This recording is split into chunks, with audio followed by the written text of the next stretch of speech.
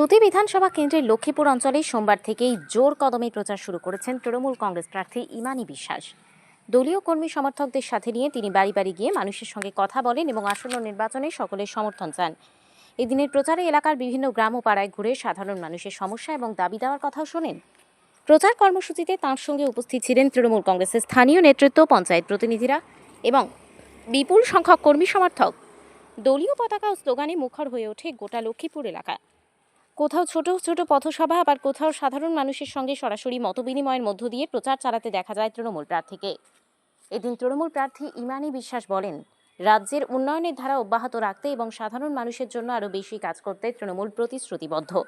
তিনি দাবি করেন, রাজ্য সরকারের বিভিন্ন জনমুখী প্রকল্প ইতিমধ্যেই মানুষের জীবনে পরিবর্তন এনেছে।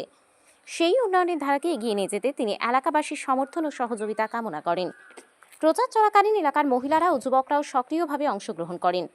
অনেকেই প্রার্থীকে ফুল দিয়ে শুভেচ্ছা জানান এবং নিজেদের সমস্যার কথাও তুলে ধরেন।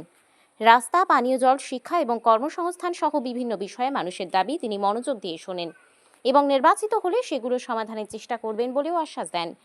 সামগ্রিকভাবে এদিনের প্রচার কর্মসূচিকে ঘিরে লক্ষ্মীপুর এলাকায় রাজনৈতিক উত্তেজনা, উৎসাহ লক্ষ্য করা যায়।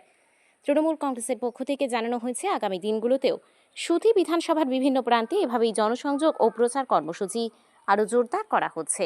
আমার 57 সুধী বিধানসভার অন্তর্গত 13টা জিপি, 13টা জিপির মধ্যে আজকে আমার লক্ষ্মীপুর জিপিতে বুথে বুথে প্রত্যেকটা বাড়ি বাড়ি ডোর টু ডোর প্রোগ্রাম ছিল, ভোট প্রচারের ক্যাম্পিং। সেই সঙ্গে আমাদের সঙ্গে ছিলেন আমার ব্লক সভাপতি মাসুদ রানা মহাশয়, অঞ্চল প্রেসিডেন্ট ডক্টর শাহনওয়াজ সানাউল, উপস্থিত আমার প্রধান ইমনুর ইমাম, দলনেতা শহীদুল সহ সমস্ত নেতৃত্ব, মেম্বার, বুথ সভাপতি সকলে এখানে উপস্থিত ছিলেন। তাদের সাথে আমরা বড় কাঁকড়ামারি থেকে রোড শো হাসনপুর হয়ে, শ্যামপুর হয়ে, ছোট কাঁকড়ামারি, ইসলামপুর, লক্ষ্মীপুর হয়ে আমরা রোড শো আজকে প্রায় 17-18টা বুথ আমরা কমপ্লিট করলাম। মানুষের মধ্যে একটাই বার্তা, বিশেষ করে এসআইআর নিয়ে যেভাবে বিজেপি সরকার এবং ইলেকশন কমিশনার মানুষকে নিয়ে, তার জীবন নিয়ে বিভ্রান্ত করার চেষ্টা করছে, মানুষের একটাই রায়, একটাই মানুষের বক্তব্য।